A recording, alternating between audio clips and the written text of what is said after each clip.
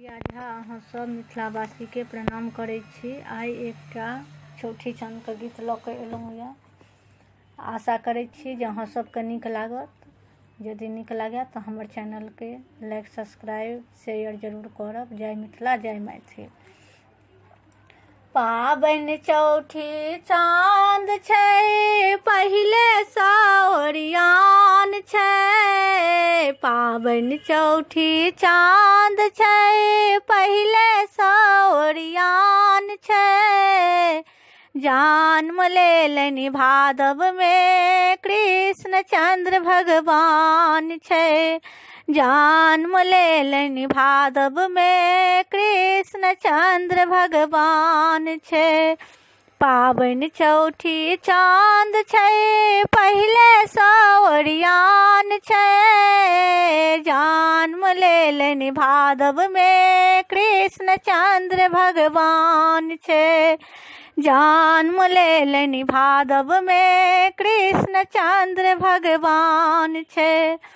डाला पर में साजल नैवेद्य नारियल खीरा लताम छै। डाला पर में साजल नैवेद्य नारियल खीरा लताम छै।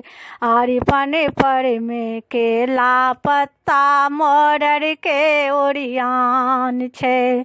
अरिपन पर में केरा पत्ता मरर के ओरियान छै। पाबनि चौठी चाँद छै, पहिले सँ ओरियान छै। जन्म लेलनि भादवमे कृष्ण चंद्र भगवान छै। जन्म लेलनि भादवमे कृष्ण चंद्र भगवान छै।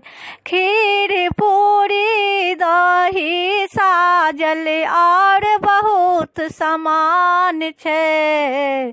बौआ बुच्ची भोरे सँ पिड़कियाले परेशान छै। खीर पूरी दही साजल और बहुत सामान छै। बौआ बुच्ची भोरे सँ पिड़कियाले परेशान छै। पाबनि चौठी चाँद छै, पहिले सँ ओरियान छै।